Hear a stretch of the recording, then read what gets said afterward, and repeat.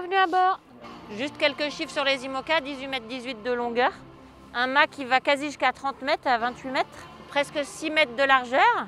Et puis sous l'eau, on va jusqu'à 4,50 mètres de profondeur avec la quille.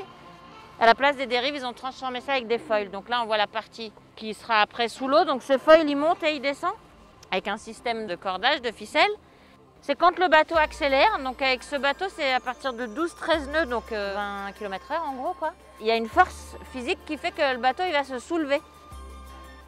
Il y a un ordinateur, etc. qui fonctionne avec l'électricité. Mais il n'y a aucune manœuvre qui se fait avec une assistance électrique. Il y a juste, quand elle bascule sa quille, là, il y a un vérin hydraulique qui est alimenté avec l'électricité. Mais par contre, toutes les autres manœuvres, monter les voiles, changer les voiles, descendre les foils, régler les foils, tout le reste, c'est manuel.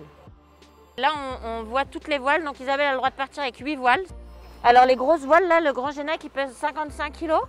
Et il faut imaginer que ces voiles, elles vont être déplacées en permanence. Donc au portant, elle a 600 mètres carrés de toile. Il n'y a aucune voile de secours. Ouais. C'est 8 voiles qui ont des caractéristiques toutes différentes. Il y a le mât qui a été changé. Et puis la dernière modif, c'est cette casquette. Ça, c'est quelque chose qui est hyper important parce que c'est des bateaux qui vont extrêmement vite. C'est des bateaux qui vont qui à peu près 60 km/h.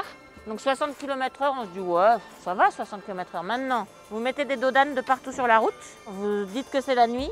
Vous coupez les phares et vous mettez de la flotte, mais en continu, quoi. Et là, 60 km/h, je vous dis, vous n'allez pas tenir longtemps. Et ça, c'est quand même assez chouette de voir devant sans être obligé de sortir parce que, en fait, au moment où vous sortez là,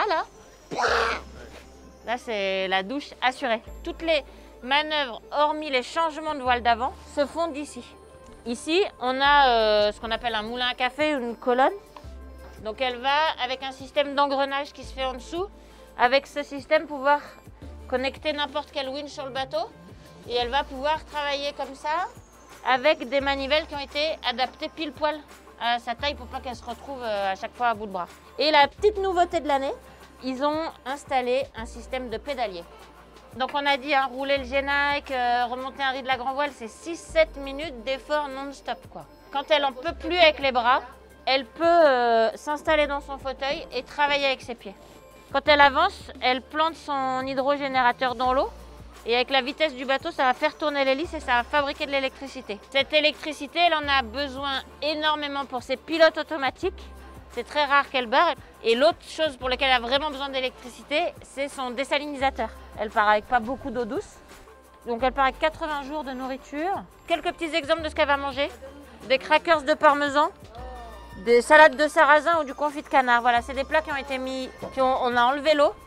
Et ben ça, c'est une fille qui bosse dans le Vercors, qui a travaillé spécialement pour Isa et qui a adapté, qui est allée chercher des orties dans la forêt et tout et qui lui a fait des plats. Ça, c'est vraiment un truc que je vous invite à faire. Sur le site de la course, il y a une cartographie qui est mise à jour toutes les 4 heures et Isabelle, elle reçoit ces mêmes infos là. On va laisser la place au 3e groupe.